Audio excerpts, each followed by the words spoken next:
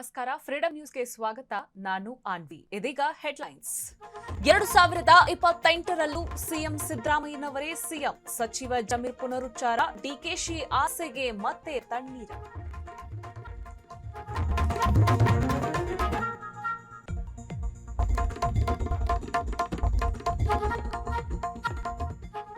CM lucky ಕ್ಷೇತ್ರಕ್ಕೆ ಸಂಚಕಾರ.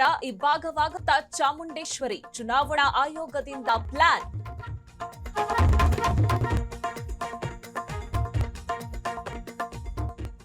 H N valley ನೀರಿನ ವಿರುದ್ಧ ಆಕ್ರೋಶ. ಚಿಕ್ಕಬಳ್ಳಾಪುರದಲ್ಲಿ ಪಾದಯಾತ್ರೆ. ಬಿಗಿ ಪೊಲೀಸ್ ಬಂದೋಬಸ್ತ್.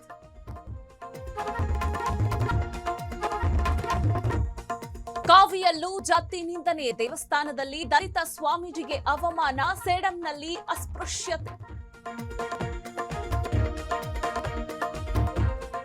ರಾಂಗ್ ರೂಟ್ ಪ್ರಶ್ನಿಸಿದ್ದೇ ತಪ್ಪಾಯ್ತಾ? ಹುಬ್ಬಳ್ಳಿಯಲ್ಲಿ ವ್ಯಕ್ತಿಗೆ ಚಾಕು ಇರಿತ. ಆರೋಪಿಗಳಿಗೆ ಖಾಕಿ ಶೋಧ.